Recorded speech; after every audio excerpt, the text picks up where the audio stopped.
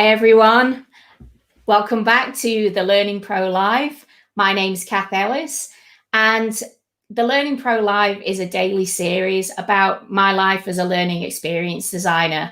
And throughout each episode, I'm going to talk a little bit about my experiences every day and some different topics. A quick introduction for those of you who don't know me. My name's Cath Ellis. I'm a freelance learning designer from Melbourne. I run my own boutique e-learning company, but I design all different types of learning, whether it's Alexa skills or building apps. I also design for a variety of clients across the globe. And yeah, I'm really excited to be here. We have got a fantastic guest with us, and I'm going to introduce her in a minute. Her name is Shirleen Wong, and informally, we're friends. Her name's Lynn, and she is the Learning Designer of 2020, as awarded by the Learning Conference, the show. So I'm really excited to have Shirleen with us, and I'm going to bring her in now. Hello, Shirleen. Lynn. Hi, Cath. Hi, everyone. I'm so excited to be here. About yourself? Sure, yeah. Hi, everyone. So I'm Shirleen, but you can also call me Lynn because my family call me that way, and I just find it's easier to pronounce. So I was a digital designer, and then now transitioning into learning design. And I'm currently working full-time for the New South Wales customer service, but also I'm doing freelance work on the side. So that's me. Well, we're dead excited to have you here, Lynn. And we are talking about a topic that we're pretty passionate about, both of us, eh? Yes. So we are going to be talking in particular about Adobe XD. And there is quite a lot of learning designers who are in this space right now. Melissa Milloway does a lot of work in Adobe XD, and she's a real kind of master. And we both have been doing a lot of work in Adobe XD as well. And I thought, well, it would be great to have Lynn on and kind of talk a little bit about how we use it. Because for us, Lynn is a graphic designer. I'm self-taught. We've both been using these platforms for a long time, but not everyone is comfortable with Adobe Creative Cloud, especially recoloring images and things like that. So we're going to do a few demos and kind of show you how we use it and, how we think it can be used with in our industry and where we get inspiration to create our designs. Because your the submissions that you put into the show, Shirleen, they were just brilliant. We loved them. Oh, thank you. Yeah, I mean, all the submissions we had were great, but you were our grand final winner, and just absolutely knocked it out of the ballpark. So tell us a little bit more about your background. So you studied graphic design. So I do have a degree in visual communication. So I studied in Singapore, and so for a few years I was working as a graphic designer, and then kind of like slowly transitioned into digital design. And along the way, I always also keep doing freelance work on the side, and then kind of like from digital design automatically kind of transition into UI UX. So I used to live in China too for a few years. So that's when like I started going into more of the work, and then I came here, and that's even more like I explore more of that type of work. And then only in my previous role, before my current role, that I dive into like e-learning and learning design. And that's when I'm like, what is this? Like at the beginning, I was like, oh yeah, education, whatever. But then after I dig into this, like, oh, actually, this is like, a psychology, design, purpose, like everything all in one. And then I was like, finally, like I just find that this is something that I feel like I can be kind of useful for other people, and like people actually learn from what I'm doing. And like it's just the level of meaningfulness and satisfaction from doing the work is I don't know, for me it's like totally different from just doing normal design. Like I don't want things to just look pretty. Like I want it to actually mean something from somebody. Yeah, Yeah, that absolutely. makes sense. Yeah. Because I came from a facilitation background, but I had a very strong design background. So actually being able to put both of them together to design digital solutions, just I think is like my dream job. Like I just love it. And I've been doing this for, honestly, Shirleen, I know you're going to go like, what? I've been doing this for nearly 20 years. Wow. As far as L&D, right? L&D, because I'm an old girl, Shirleen. But honestly, Cath, you don't look over 30, okay? You're like 25 max. That's like old lady. I'm an old lady. So I've been doing this for a long time, and I just don't want to give up the actual design because I love it. Yeah. Yeah. And you know what? We've had our first message, right? And it's Cara North, and she's like, "Hey, Cath," I can hear her voice right now. Come on, Cara. I want questions from you. I want questions from you. Okay. Hi, Cara. So because it's just great when you're in training, and if you've got good design skills, you can just really, the sky's the limit with the kind of solutions that you can create. And I think something like Adobe XD for me has just really allowed me to speed up. I do, for example, I do a lot of my mock-ups for clients at a very early stage of the development. So you know how, if you're thinking about the traditional kind of ADDIE model, okay, I've done the learning strategy for the client, and I'm just doing I do a course overview. So everyone does it a bit different, but I'll do a course overview, and I'll just make sure with the client that I've got content in the correct order.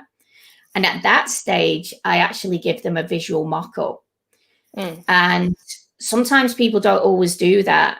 And I try and do that early so that the client's not going to go, oh, I'm surprised, I don't like this, or I'm not happy with, it just means that I can go straight into the design phase or the build, being very confident. They've already signed off the visual mock-up. They see how some of the screens are going to look. And also they can, in Adobe XD, they can test it, right? Especially if you've used interactions, they'll get an idea of how transitions come. It's really interesting, because we were talking just before about limitations of storyline. And I know that you didn't submit anything in storyline for the show, but you do obviously know storyline. And you were talking about the limitations and just some of the transitions and things. I just wish we're a little bit more robust now in storyline, Do you understand? The things that we can do, for example, even in PowerPoint now with morph and things like that, it's just like all the animation interaction. You kind of have to manipulate storyline to do advanced looking animations. And but Adobe XD though, absolutely fantastic. So come on, guys. I know we've got people watching. Pop your questions in. So we talked a little bit before about things that you've done, things that you've personally done in Adobe XD.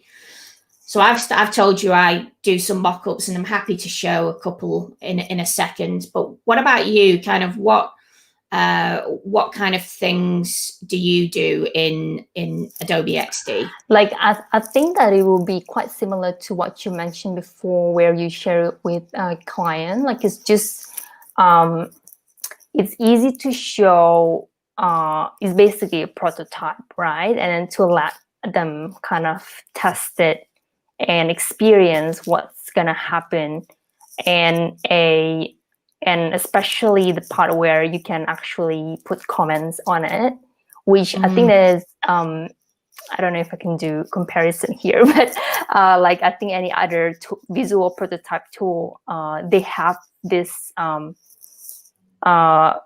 comment tool, but it's a plug-in, so it's not very intuitive. But yeah, I would like I'm quite the same with you in the sense that it's I think for clients, it's also just easier to kind of look at it visually. Like nowadays, people just attracted to it, like anything that's shiny and, like, you know, out there, like colorful, and then it's just like, oh yeah, I love it. Like, and it's just easier to also manage that feedback and iteration. And yeah, like, when they can see it like that. Yeah, exactly. We got actually, that was a good point, because Tom just has a question. He's just sent it over, and he's watching through YouTube. Hi, Tom, Thomas, and he said, currently I send client storyboards in PDF format from InDesign. Do you consider XD to be a replacement for this step of the process? So this is what we were just talking about. Yeah. Do you use InDesign, Cath? So I don't use InDesign. I have used it in the past, and you know, I could say again, once you start understanding these products from one tool to the next, they kind of get quite easy to use. You know, you understand some of the shortcuts, and you understand the icons and things like that. So yeah, so that's what you were saying about comments, weren't you? I mean, I can bring one up and we can have a look at it. But so let me just open this one, for example. I'll share it with you in a second. And I'm just going to go to the prototype, the share. Anyone with the link will appear here. Create link. I'm just going to see. So I normally go through it and then give them a document to actually fill in. It's just an Excel document. So let's have a look. I'm just going to look at this link.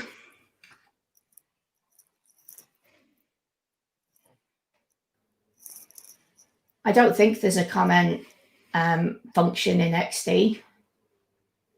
Sorry? Oh, there is a comment function. Here you go. So let me share my screen. Okay. All right. So this was just the COVID-19. Okay. So if someone, example, wanted to make a comment, so it's got this place pin. Let me just see. So see here, you can just click the place pin, and they might say, I don't like this at an angle. Okay. All right. I've got to sign in. Typical. Oh, you can continue as guest. Oh, that would have been better. There's like an option.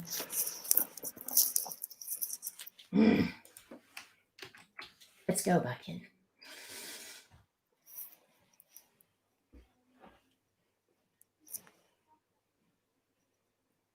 Okay, so again, we just do the pin, click on it. And I'll just put something like that. Submit, continue as guest. And I'll say Cath. Okay.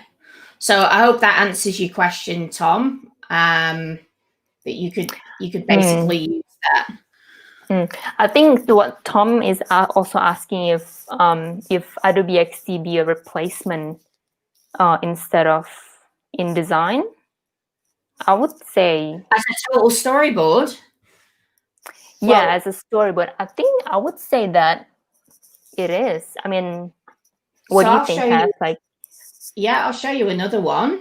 Because I would think that sending as I mean, I use InDesign too, but not for storyboard purpose, and it'll be hard for me to imagine to share a PDF for. I mean, you can make comments on a PDF like Adobe Acrobat, things like that, for feedback, but I would say that Adobe XD is like far much more intuitive to do this, and it's probably easy for the designer.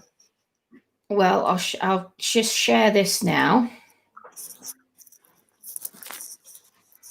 So this is just a rough piece of work here, Tom. Okay, right. So here I've just been. It's a bit of a play area. Okay. Now, if you can imagine that you've seriously done your slides like this, okay. Yeah, there's no reason why you couldn't send this out in exactly the same way, get feedback on the slides from your client. So all I'm doing is I'm clicking on share, and then I'm sharing the link, and they're opening the link. Now, what I do is see all these design assets. I just export them out as PNGs, and then they just go into my storyline course. Or obviously this is built for storyline, but you can, so yeah, I'd say I hope that makes sense. He says, I feel really outdated now. Do you know what? That the beauty of it. Oh, here we go. We've got Amanda, forever learning geeks. I'm learning too. And Emma's saying, I love this feature, and she's saying, hey. And Amanda, hey, Tom and Emma, all the fan boys and girls.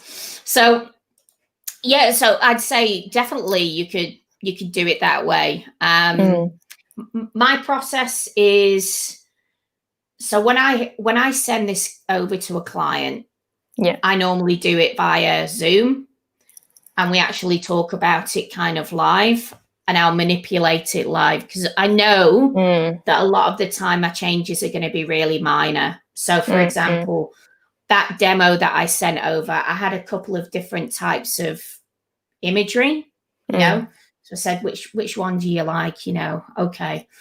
And then, so I'll take it from there, and I'll do some changes and things. So I guess I'm curious, like, your process there, like, did you do like a written storyboard prior to the visuals, or you go straight into?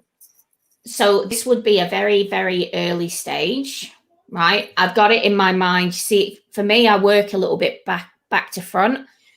While I'm doing that course overview, I know what screens I'm going to have.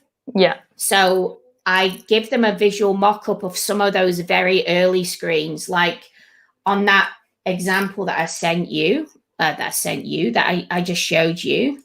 Let me just share the screen once more. Okay. So I've got some assets. Okay. I've got a splash screen. I've got a course screen. I'm getting their name. I'm getting a welcome screen. And then I'm showing them the onboarding, how to navigate, where to get more information, what the course will cover.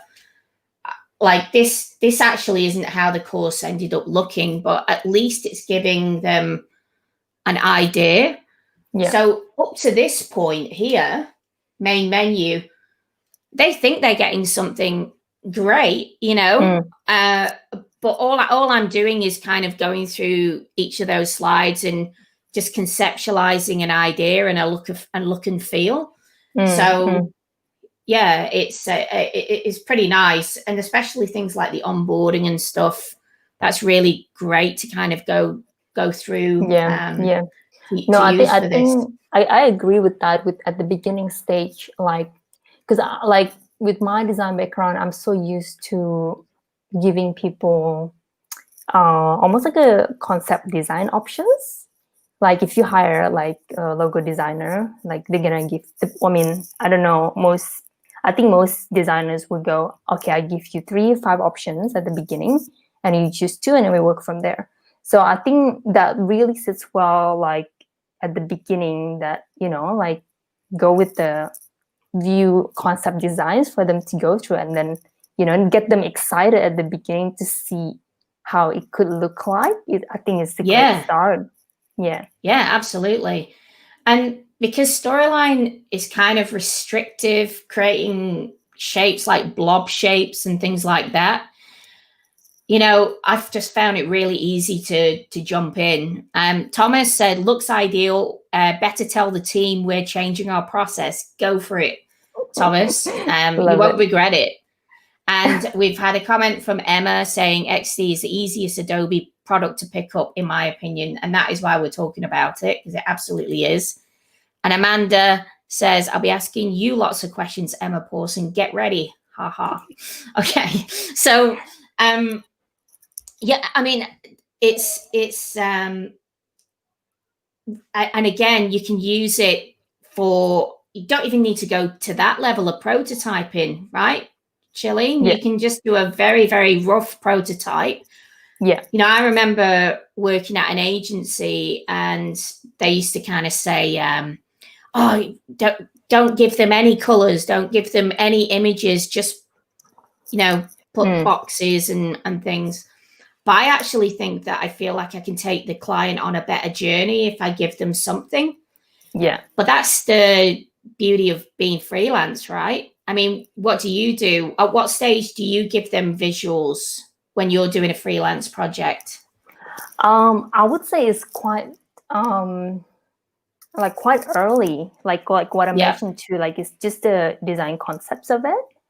And or maybe even like you don't have to do like a lot of pages, just kind of like the 1 or 2 pages at like the splash screen, and then the next page, and they already kind of give them sort of like imagination and then kind of excitement. Oh, yeah, okay, we can do this.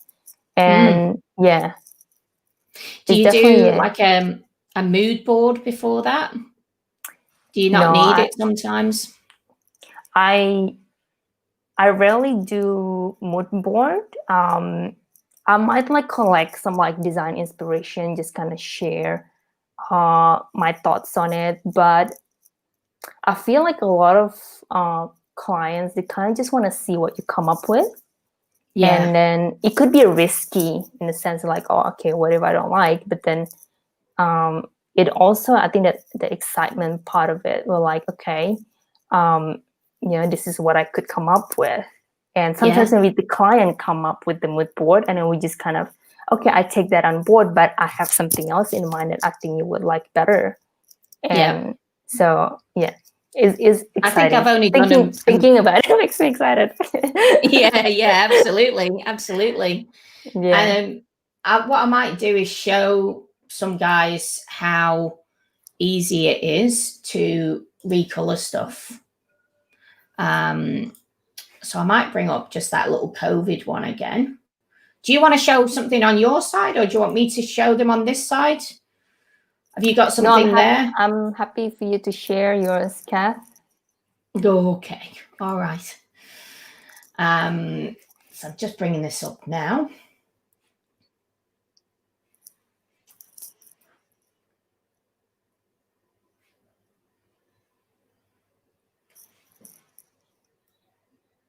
All right. So I'll show this. Okay. And we've got a couple more questions. That Emma Pawson and Amanda, right? Amanda Newen, God, they're troublemakers.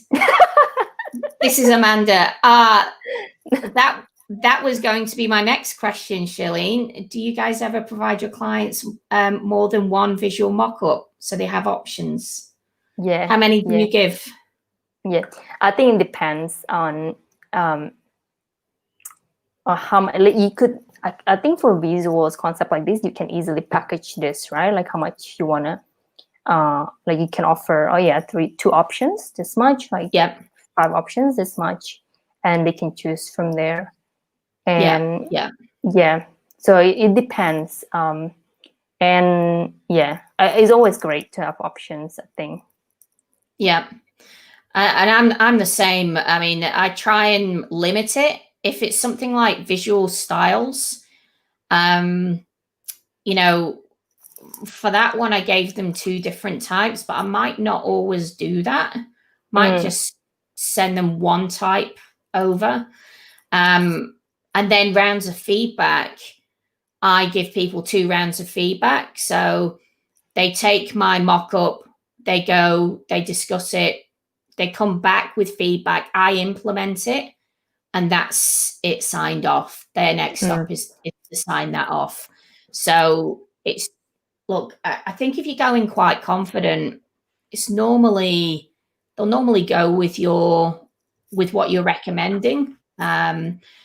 I have a reason why I normally go with a certain concept. So yeah, it's all about kind of confidence and things like that. So yeah, I normally give them 1. And Emma Pawson said, if you're doing lo-fi prototype mockups, wireframes, Mel Milloway recommends a fab plugin called Quick Mockups. Oh yeah, she showed that. So we'll maybe have a look at that as well. That's a good suggestion from you, Emma. Thank you very much. And then Amanda again spamming. And Emma, okay, you too. So beautiful thing is, like, these images here came in from I got from Free Pick. Okay. They were part of the plan. I think Free Pick is absolutely brilliant. I don't know about you. Yeah. Like I use Free Pick a lot. There was a few other ones that I use. Ouch, Icons 8. Ouch. Yeah. That's great too. So I started looking into Lottie files because of the conference too. Yeah. What else did I use? Like I also started getting into Shutterstock. I know it's quite similar to Free Pick, but different varieties. It's just paid. Yeah, and then there's some illustrations on Humans too by Pablo Stanley. That's quite cool too. There's like a lot. I'm just looking at like my bookmarks list. If you basically have if you have any kind of SVG, so I'm just going to find an SVG and just plonk it on here. These are all SVGs, but I want to show you how easy it is once you actually have that SVG, that you can just drag it onto the screen. And I'm just going to pull in maybe one from, what do we have here?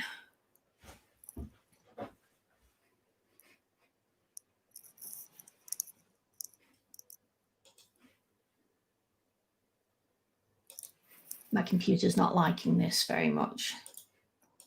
So when you're trying to do too many things. Yeah, the internet connection don't like it. So we'll just leave that.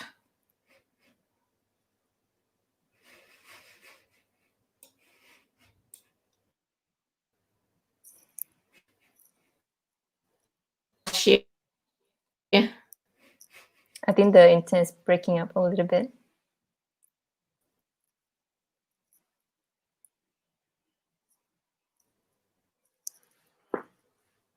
Have I lost you? I think, yes, I think I lost you there. Okay, so we're back. I think it's still a bit breaking up. Laggy, is it? Okay. Yeah. Okay, now it's actually, yeah, it's fine now. Fine now. Okay. So let's just give it a minute because it really didn't like me doing what I was doing before. So What were you right, trying to let's do? just give it a second. I've got a Slack group trying to message and lots of other things, and I've got windows open. So just bear with me a second. This is what happens when you do a live stream. We've got people logging off like, what the hell's going on? All right. Just bear with me a moment. Just bear with me a moment. I'm trying to close all these windows. Okay. So I won't open another file. I'll just work with what's here. So if you can imagine, you've got an SVG.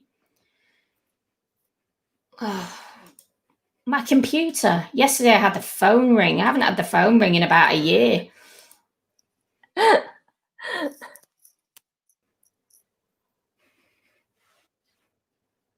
Oh, see how it's not liking this at all. Flickering. All right. Yeah. Okay.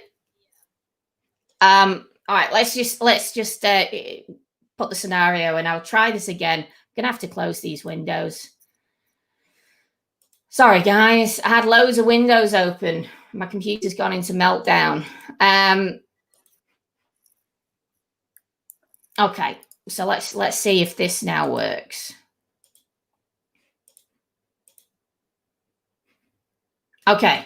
So these are all, if you can imagine, you download an SVG and you literally just drag it onto the screen. Okay. Now, I should, please tell me that this is going to play with me. Okay. I should be able to resize these, do essentially whatever I want with them. Okay, I might just delete that. So you can do exactly the same as what we do in Storyline, or if you're in PowerPoint, you can ungroup things. Okay. You can also, if you see these all items, this is everything that basically is on the screen, and here is everything that's in that group. Okay. So you can start clicking things, right? You can start clicking things and start working out. Okay, so that's a group as well, right? So you've got two items that are there. You can turn things off just like you were doing in eLearning, right? In something like Storyline. So it's pretty nice in the sense that you can click on the items, and over here, you're just going to change the fill. Okay. And it's pretty quick for you to just click on all these kind of things, and you get your little dropper. You go, I want it all that color. Okay. That's pretty horrible. But it's just giving you an idea. Things like if you've created a button, right, you can actually right click it and you can make it a component, so that if you need to make additional resources, that component is there. So here you go. We want another component. Yeah.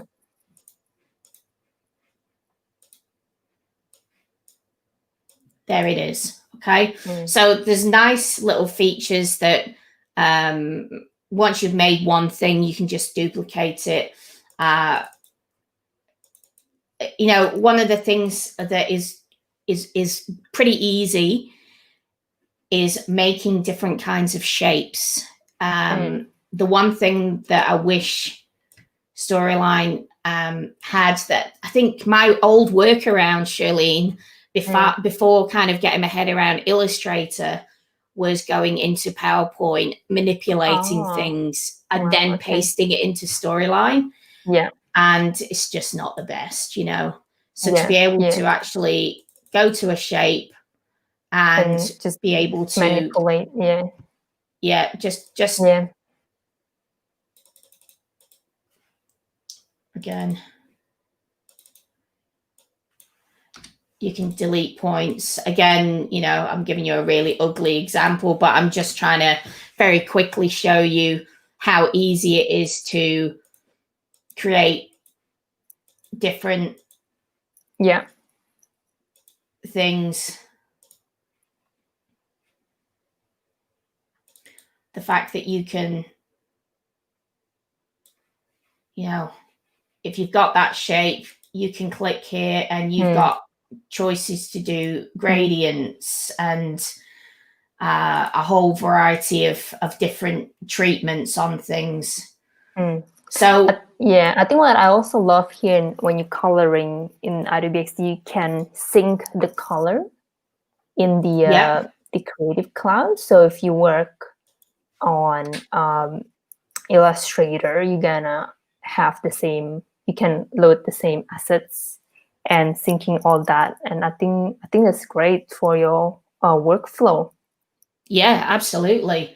So I remember that's over on the right hand side of Illustrator, but how do you bring it in to XD? It should be in the, I think this assets color. No, that is that a, I think it should be in the menu here? Creative Cloud.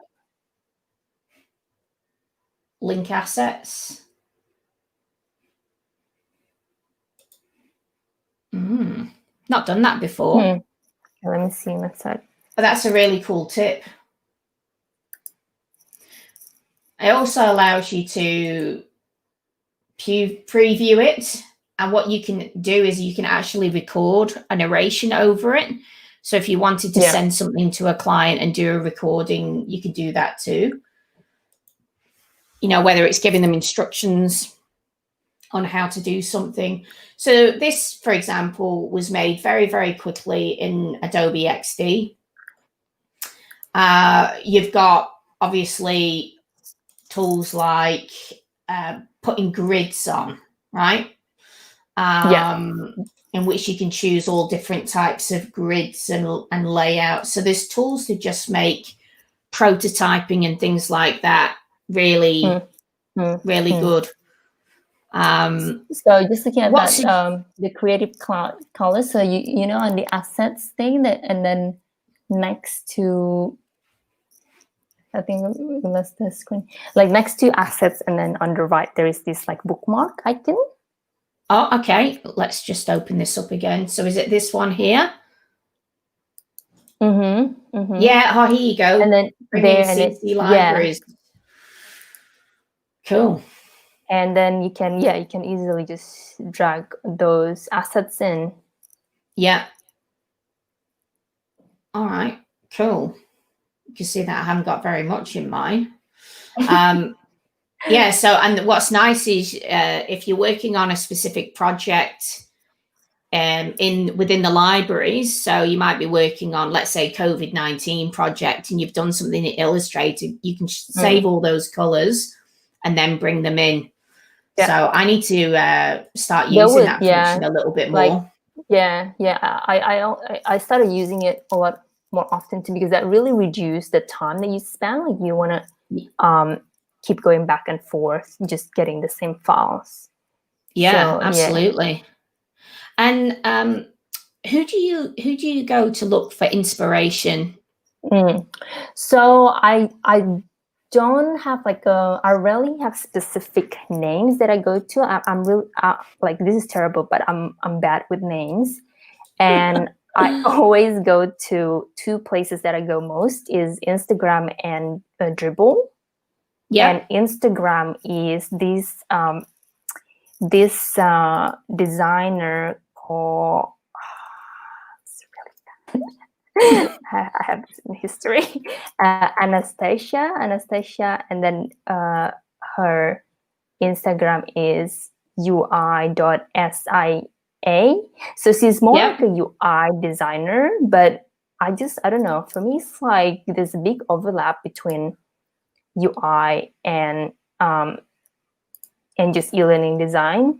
So like in this case, maybe it's not Adobe XD specific, but kind of just for the look and feel. And so like I would go to her page and just browse a lot on Instagram, and then Dribbble as well. There's like there's just so many like amazing designers out there to look at. Do you want to show your screen, or do you want me to show my screen? let me try, because I think when I try to share my screen, my Chrome doesn't let me. Yeah, that's all right. That's fine.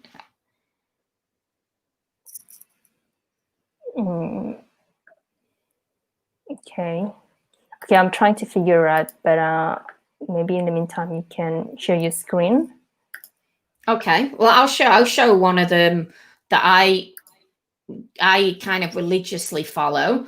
One chap in particular is called Howard Pinsky, and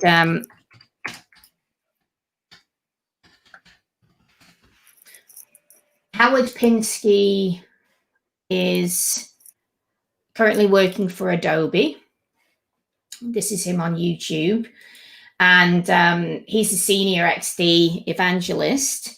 What I like about Howard is any update with Adobe XD, he kind of goes through every single change, and he'll also do a demo of how you can use that function. He talks about plugins and things like this. So see here, he's got Adobe XD prototyping.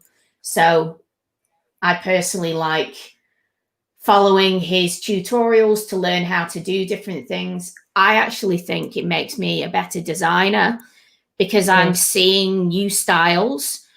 I'm seeing kind of the latest trends in design, and it's not about copying them, but it's about understanding good user experience. The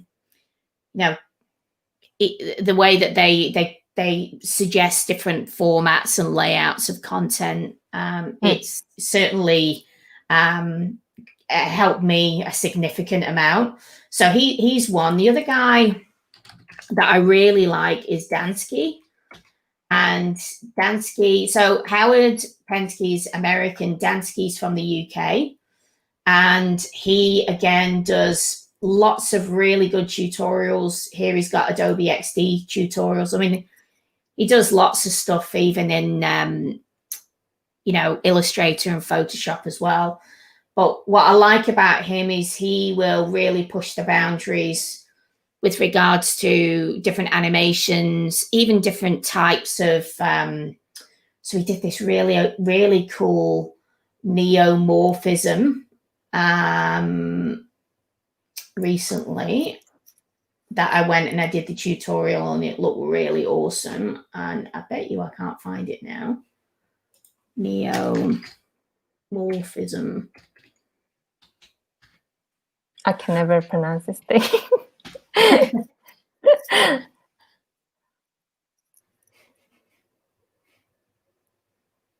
Yeah, so I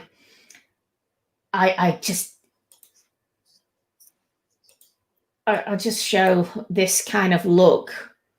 Let me see if I can get the end result so you can see. This kind of look, right? Yeah. And the fact that you can build something looking so beautiful and then export it out into Storyline is just awesome, So I get a lot of ideas about very modern styles of UI. Oh, here's another one, Kayla Edwards. So he here is, again, just doing some mock-ups. And I think being able to, as well, follow these tutorials and work out what's the size of the font that they're using, what's the size of the icon that they're using, and what's the padding that they're using on all these different things. It's actually really helpful as a learning designer. So what do you think? I think also, especially so I find that and especially from coming from the UI, like website design or product design, it's a bit different. Like when you do like talking about that font size, the distance, because like doing learning design is all about accessibility, and then you want the content to be readable and then actually an obvious call to action. And sometimes in website, like because you is information based, and then you just kind of, okay, I'll make it a bit lighter and make it a bit kind of diminished, not very obvious, but you can't really do that in learning design. No. So No. like all these like tutorials are like, this just great. And then I think what's great also, if you could like get like the working file of somebody, like almost like a mock-up of like a designer, Yes. and you can just follow through those designs. And that's a good point, because Adobe XD, you can actually bring in assets from Google, and you can bring in assets from Apple. And what that tells me is that these are huge companies, especially when we're talking about accessibility. That gives me a great idea of the kind of size that they use within their apps and things like that. So that's it. I try and model my work based on some of those parameters. You know, even if you just work on something like Google, their standards, their colors and things like that, and like that gives you a lot to work with, even just working with their color schemes. And you know, I mean, look, the sky's the limit. We could talk for hours about colors and fonts and different things like that. But if you know that you're following standards that are very similar to that, that gives you, a really good leg up. And you can go and, I mean, another thing that I look at every day is a really cool app called Musely, but we've spoken about that. Yes, we spoke about that too before, Yeah. So Musely, guys, is this, I've got a shortcut here, and it basically takes you through to, I just call it a landing page of inspiration. So every day I'll kind of have a look here. See, even that UI interactions of the week, that gives you great ideas of different things. Yeah. You know, you've got 200 freelance portfolios. You know, here's a UI kit. And a lot of these things are they're downloadable.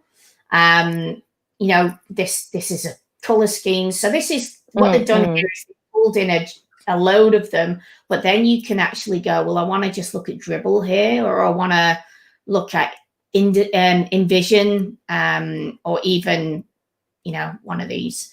But Dribble is, again, really great tool. Will show you different, like these are all new, will show you different layouts for things. And so this is what inspires me. Yeah, same. I'll probably look at that every day to Dribble. And like I actually was thinking to just share the link on the private chat. If you like this designer that I'm following on Instagram. Can you post it on the chat to everybody? Yeah. Or I don't know if everyone can have a look. I did the private chat. I don't think I can. Ah, here you go. Let me share it with you guys. And you can have a nosy. And I'll bring her up here as well, so you can walk me through what you like about her. Oh, that's nice color schemes. So yeah, like what I also like about her post is like she does this like a comparison, like okay, like this is what works and it doesn't, and I think that's a great way to see, like, you know, and then to learn, okay, yes, this is what, you know, like what could work. Even like in not only design, like she would, like this one, for example, like she would kind of make modification on what the button says, because that also kind of part of like instructional design too, like on how you write these instructions and what you say. And so like this one, the colors of the icons, like so like this one having this indicator of what's going on. And that's a nice way actually to talk to the crowd. You know, you guys tell me, which one do you think is better? Like, obviously this one's better because it's giving some instruction instead of just one error found. I I love stuff like this. You can learn so much. And, you know,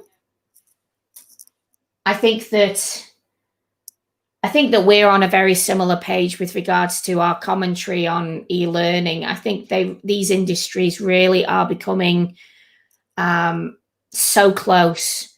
Whereas the visual design, I believe, and people might argue with us a little bit on this, Shirleen, you know, I see comments every day on LinkedIn from people saying, you know, it's not the visuals that matter, it's the content.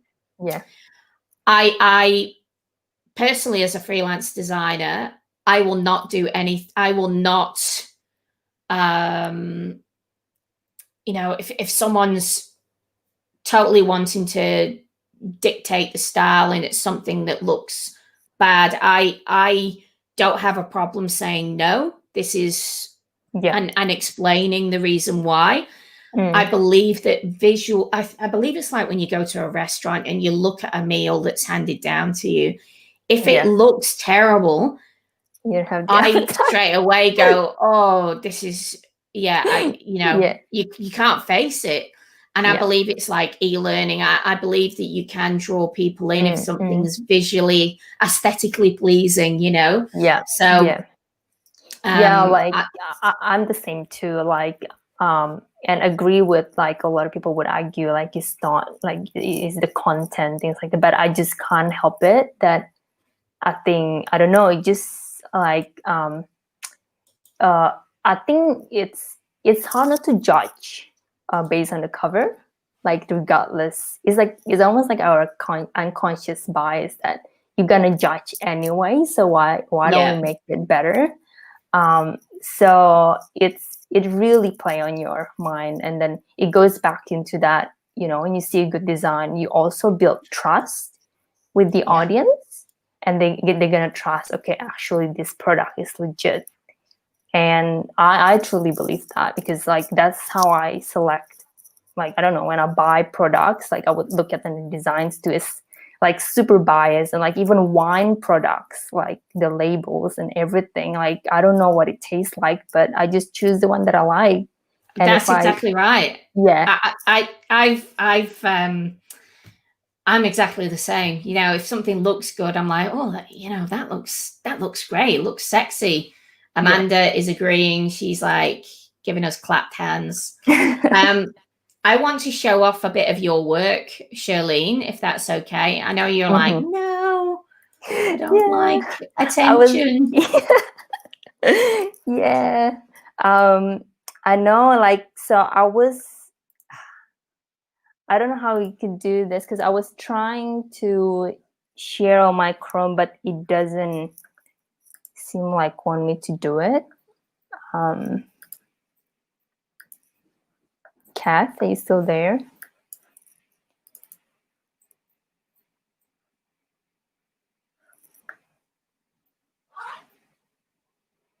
I think I'm losing you, Cath.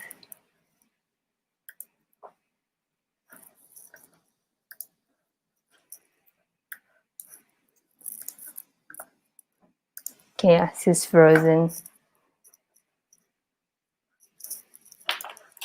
Just chat with her.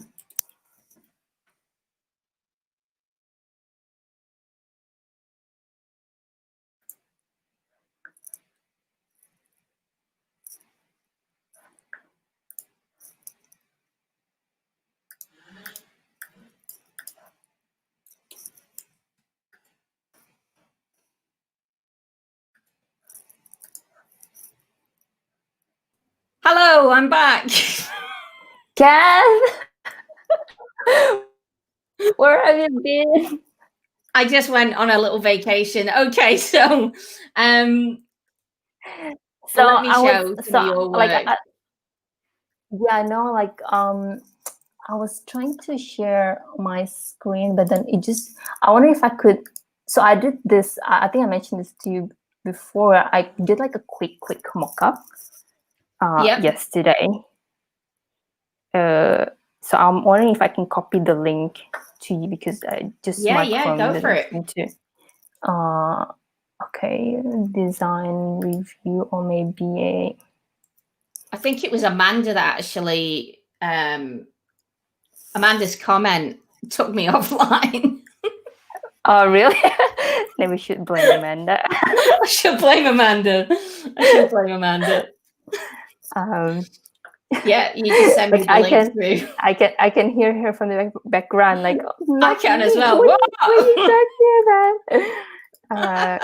Okay, this one. Okay, hopefully the interaction works. All right, let's have a squizzy.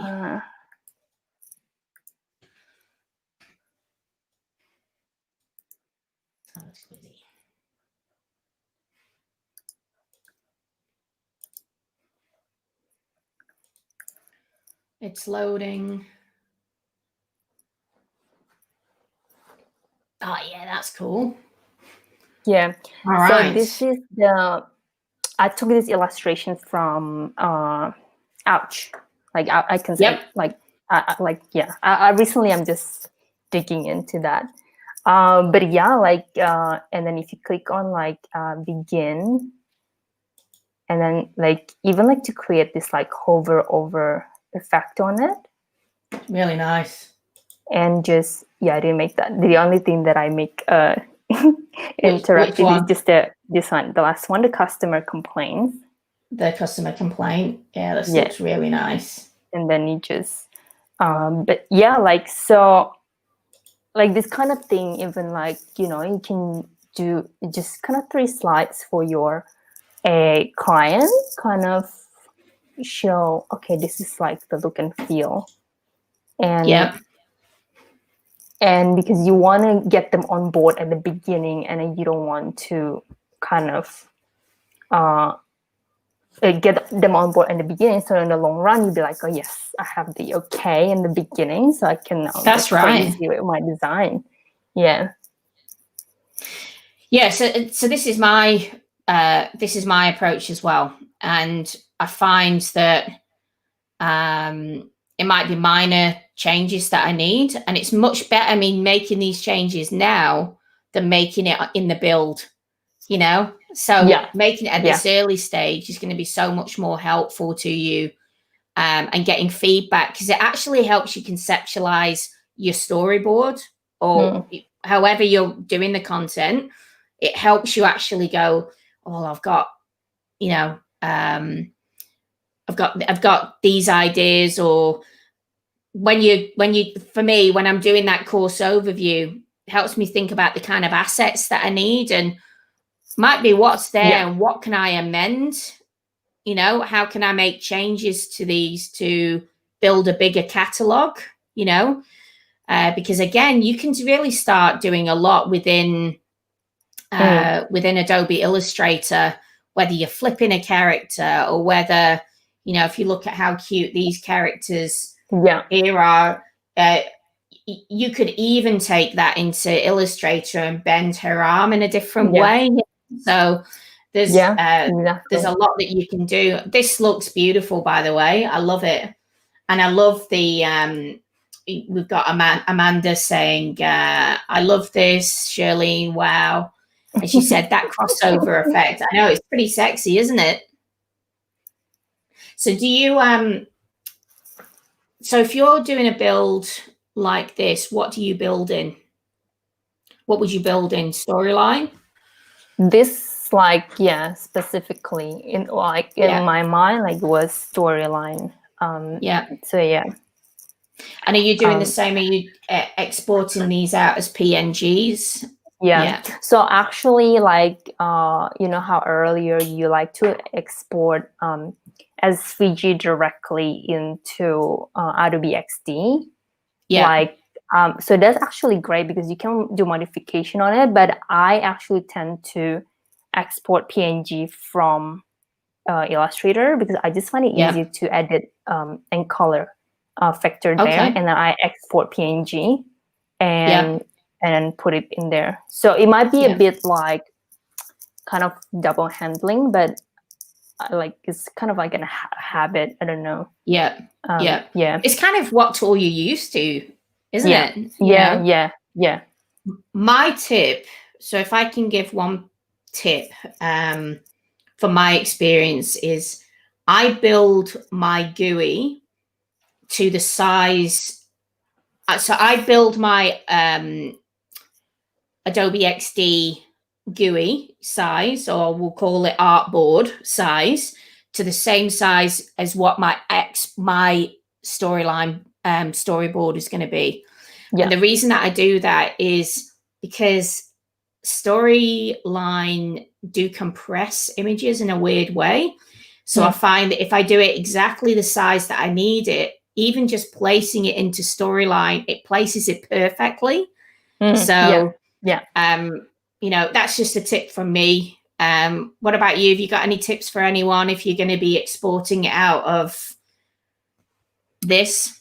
Exporting out, I think what I would usually do, like a mass export, like I guess it comes to the process. Like I like to do one thing at a time. Like I think it's faster. Like one step at a time. And so like I would just do export everything and put in a folder and folder that out on for each slide. And then I move to storyline. And what I'll do is, so see like a screen like this, I might not upload the background because that's a simple, if it had a pattern on it, I'd use that, but I just use the native color and then I'd use everything else. Might even just do the text directly into it as well, but that's only to make it easier for updates and screen readers and all that kind of stuff. But it really does, it looks great. I love it. And I'm sure your clients will love this mock-up when you show it to them. And I love how playful you are with your imagery as well. I think that's like it's also like, that's what I find too with like e-learning. You can be as playful as you want because it's almost like the nature of it. You want to entertain and educate in the same time, whilst like in website, I think it's different. Like you want the corporate look, and like sometimes you also want to do a corporate look in e-learning, but there's more opportunity, I think, to create those playful approach. And what I'd say to you guys is, if you're nervous, you know, if you're in this stage and you're doing a freelance job, it can be kind of hard when you're working in an agency to push things out. But if you're working for yourself on a job, push the boundaries, right? Just see how far you can go, because a lot of companies are actually so open to innovation. Like I remember, Shirleen, were you around for Dumb Ways to Die? I've seen like maybe, wait, is it a series on YouTube? So it actually was Metro Trains here in Melbourne. That was Dumb Ways to Die. So that would have probably, now it's government, right? So that would have been a fairly innovative idea at that time, you know, saying, oh, you know, how about we do these little beans and they get run over and they chop each other's heads off, and, you know, but that would have been, in fact, it was a marketing company that did that for Metro Trains. But if you think about it, that could have ended up being a boring e-learning course. And they pushed that, you know, they tried something really innovative. So don't be nervous. If it looks good, I believe if it looks good, a lot of the time people will go, oh, that's sexy. Yeah, that looks good. And obviously someone might be a bad designer and it looks good, but it's awful content. But, you know, we're talking about me and Shirleen here, so high five. I think we can talk forever on visual design. So Amanda said, do you use any other authoring tools, Shirleen and Cath? I haven't explored much, actually, just Storyline and Rise. What about you, Cath? I know you use several. Yeah, so I use Adapt for most of my stuff. I think, look, I love Adapt. I use Learning Pools Adapt. So I pay a subscription to use that. I think hands down it is the best platform. Evolve is a very good platform as well that's built on the Adapt framework. Google, what's it called? Google AdWords, or they've got a whole suite, ad training, or use it. Zero use Evolve. Facebook uses Evolve. So you've got quite a lot of big companies using it. A great one out of Australia is Chameleon Creator.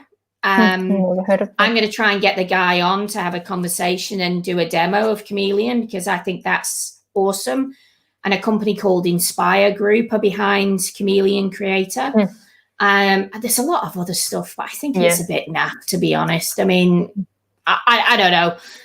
I'm sure there's lots. One of the things that I want to do behind the Learning Pro is actually get different vendors on to show stuff as well, because I don't think we always get to see under the hood. And I think as learning designers, that would be really helpful. So I'm going to be reaching out to a number of different companies and, you know, actually see how far can we push using these authoring tools. And hear going, adapt. So, you know, I do. And guys, you let us know in the comments, is there any authoring tools? Is there anything that you want to see that you're like, oh, you know, like we were talking about Wirewax, Shirleen, that looks cool. So I'm going to get them on, and I want them to show us how far can you go with it? How much does it cost? Do you do anything for freelancers? So they have a thing at the moment. I'm going to try and get them on quite soon, because they had a deal with freelancers. They do, so or something. I think they have it until October, but then I think after that it's like $1,000 a month for like 12 months license. So it's pretty crazy. But if you're doing a project and you're selling it for 60 grand, right? $1,000 is it's almost that's right. And if you're going to go and you're going to become an expert in a tool like that, you can spend high, you can charge high, you know, the high buckaroos for things like that. Well, we've been blethering, apart from the fact that I probably was gone for about a minute going, oh my God. So we've been blethering for over an hour. We're like, So what I'll say to those still watching, thank you very much for coming. If you have questions for Shirleen or myself, I know you're really here to see Shirleen, not me. Put your...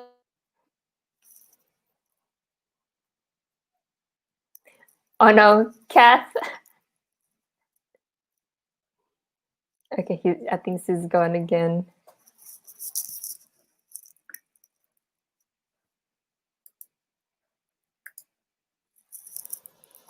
Okay, we can only wait until she comes back.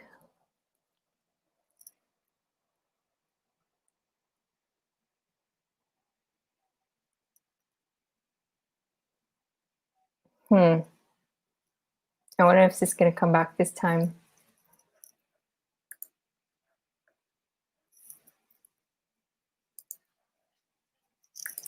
Let me chat her.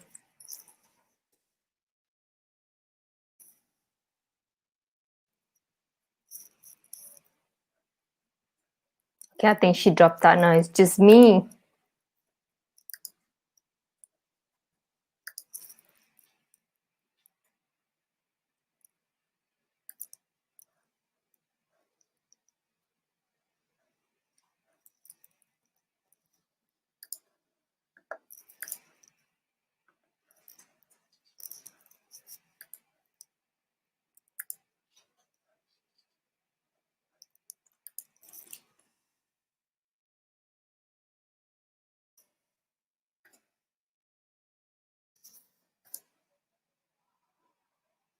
Okay, I don't know what's happening. Yeah, Tom is like, welcome to the first episode of Shirleen Show. Thank you, Tom. Well, I guess this is now my show. Well, everyone, maybe we can go chat for another hour and see if Cath will come back.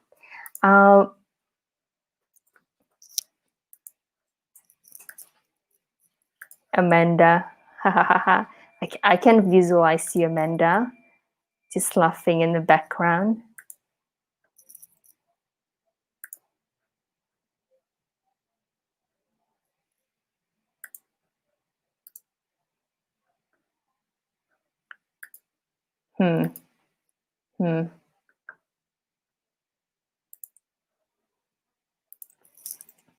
I'll just chat her.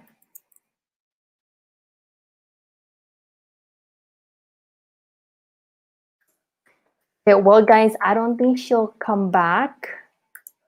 I know, like, so the thing is that, so Amanda said she asked some more of your amazing work. The problem is I had difficulty sharing my screen. Something with Chrome didn't let me share my screen.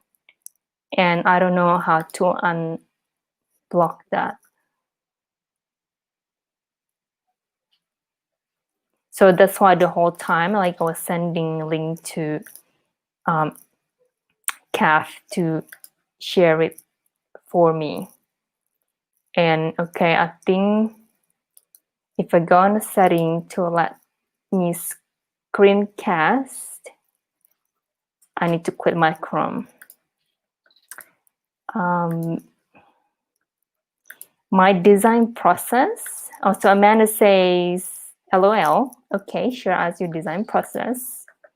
And okay, how is my design process like? I think typically I would find inspiration from Dribbble or Pinterest or somewhere else, and I physically save the images and I would drag them into Adobe XD, and I would actually look at it side by side into like, so the design will be, the artboard will be there, and then just next to it is the inspiration itself. And I would probably spend some time thinking about what kind of screens I want to do on each slide. And typically, hi Cath, where have you been? Telstra, I tell you, they are just the worst. I'm just doing my show here. Amanda asked me about my design process. Keep going. Yeah, just talking about my design process, how I start with so grabbing design inspirations from Dribbble or Pinterest, and I actually physically drag those images into Adobe XD. Yeah. And then it would be side by side to my artboard, and I would actually spend some time like doing sketches, think about what I want to look like on each slide, like what's the content and the images, and I would think about that. And then once I have something in my head, I would go like free pick in all of these amazing resources and look for that specific images that very, very close to what I'm thinking. And I would tweak it on Illustrator and then export it to PNG. I typically just export it in PNG and then I drag it into Adobe XD, and then that's it. From there, if I already know, for me, the trickiest part of doing design is the color and the font. I'm very particular of those two. So actually that probably the part that takes most of the time. And then, but after that, once I get the look that I feel like, oh yeah, this is it, and that's it. I just go along. Is there a specific place that you go for fonts and colors? No, it would be quite, I have a variety of places like Font Squirrel, Adobe Font, Google Font. Yeah. Or sometimes I just kind of look for images, and then you know how you can detect like using the font. Yeah, I have that on my Chrome plugin. Yeah. And then that's it. Like if I really like the font, I go find it. I go find a designer, and then I don't know. Well, if I have the money, I buy it. But most of the time, I don't. But yeah, that's the design process while you're gone. I know. I'm so sorry. I was like, oh my god. I'm like here and like, okay, what am I doing? Luckily, like Tom and Amanda are very. I know. Amanda's dedicated to watch this, yeah, and she's like, been helping me. I love me. how Tom and I are so dedicated to watch this. It's great stuff. Plus today's audio track mixing day, and I'm putting it off. Are you procrastinating, Thomas? What is going on? Well, do you know, there's actually so much that we could talk about, Shirleen, and I think we will continue. You know what? Maybe we'll do that. We'll have you back. We'll have you talk about, or we'll both share where we get colors and fonts and different things like that. I mean, I think what I'd say to you guys is go download Adobe XD. It is free. We should have said that first. It is free. So you're not having to buy into the whole Creative Cloud. And so that's why it was one of the reasons that I was wanting to show you. It's just really phenomenal tool. Loads of tutorials out there. You can always jump out and reach out to myself, reach out to Shirleen. Thomas is asking, what do you look for in a great font? I think first is readability from far. That will be my first. And then a balance between the stroke. Like it bothers me if the stroke is not is too varies between like one to another, because from far it just looks messy. Those would be like the most, like the first few things I would notice, I think. And it depends on how your design. I think if you want to go for a thick stroke or thin one, that also affects everything. I was very lucky to be in a session with Christo last week, and I was just like, and he told me his favorite fonts, and he said he loves for I need to write this down. He loves Din. Okay, makes sense. I think I see that a lot in his work. Futura, Gothic. He said Helvetica New Haas Grotesque. I'm giving you all his secrets now. He said Trade Gothic Bold Condensed 20. He says it has to be that Trade Gothic Bold Condensed 20. He said Champion Gothic is what he uses for a lot of stuff. And for serifs, he likes Clarendon. This one was a bit controversial. Clarendon's a big one for him. He says it's a really good one. Courier, which I actually don't particularly like the look of Courier, but he recommends that. And he said, is that a serif font? Yeah, it's a serif Courier. It actually looks like a typewriter a little bit, if you go and look at it. And Memphis as well is his other serif font that he thinks is his go-to. So I hope that answers your question, Thomas. I mean, I love Futura, but on my website I use Poppins, and I think Poppins is a really nice thick fat, like Poppins Bold or black. So I use that in a lot of my stuff. And actually for clients, I don't know why I go Poppins. I'm a big fan of Roboto. Nice. Roboto is a nice clean font, and I like Lato as well if you want just some nice clean Google fonts. I really like Avenir, and the one that I use on my website is Circular. Okay, is the one that I'm obsessed with right now. I tend to change from time to time, so I might change again in a few months. But yeah, I think I'm leaning towards those more rounded fonts. And you built your website in Webflow.